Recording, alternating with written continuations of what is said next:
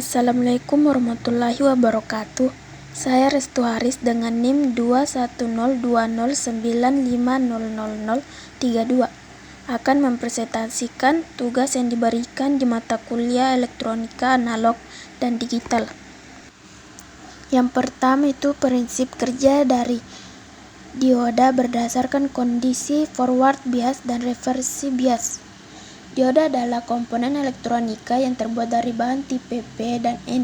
Bahan N adalah semikonduktor yang mayoritas berpolaritas negatif, yaitu bahan yang kelebihan elektron dan terdapat elektroda atau terminal yang disebut sebagai katoda.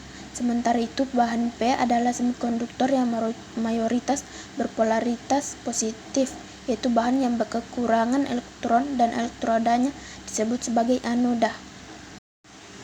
Forward bias, ketika dioda diberi sumber tegangan sesuai dengan polaritas yang sama, positif di anoda dan negatif di katoda, maka dioda mengalami bias maju. Pada saat bias maju, di daerah junction akan terjadi perpindahan sejumlah elektron dari bahan N menuju hole yang ada pada bahan P.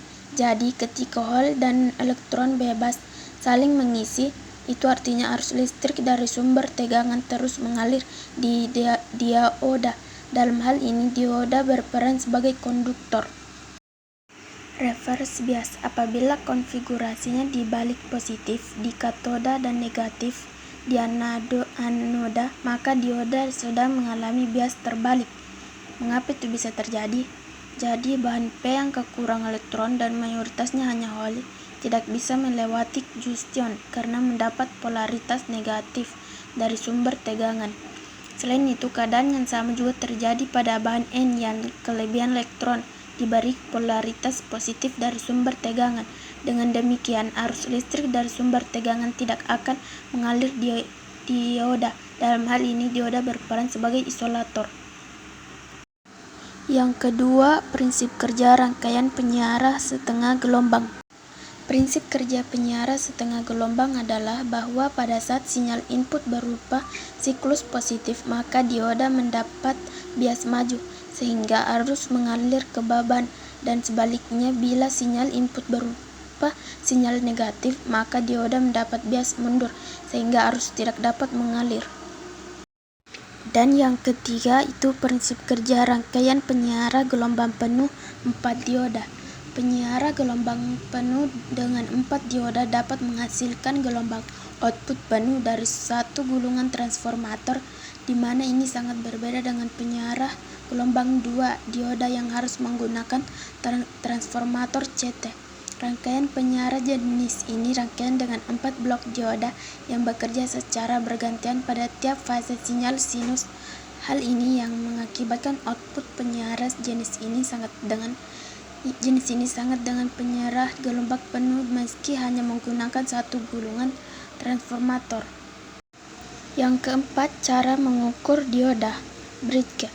Cara mengukur dioda bridge gak jauh berbeda dari cara mengukur dioda biasa. Cuma aja kamu harus tahu susunan kaki-kakinya. Caranya pertama, gunakan multitester atau avometer dan set ke 1 ohm dan letakkan probe merah pada kaki dengan simbol dan probe hitam pada kaki dengan simbol. Setelah itu amati display avometer. Kalau jarum bergerak, maka dioda bridge normal alias gak rusak, dan kalau probe dibalik, maka jarum gak akan bergerak. Kalau jarum bergerak, maka dioda bridge rusak. Dan yang terakhir yaitu penyiar gelombang penuh 4 dioda.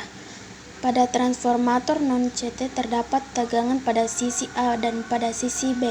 Misalnya, pada periode pertama pada sisi A adalah tegangan positif dan pada sisi B adalah tegangan negatif, maka dioda D1 dan D4 dapat mengantarkan atau dilewati arus karena kedua dioda ini pada posisi forward biasa. Sedangkan dioda 2 dan dioda 3 akan berada pada posisi reverse biasa sehingga tidak akan dapat dilewati arus. Sekian yang dapat saya jelaskan. Apabila ada kesalahan dan kekurangan mohon dimaafkan. Wassalamualaikum warahmatullahi wabarakatuh.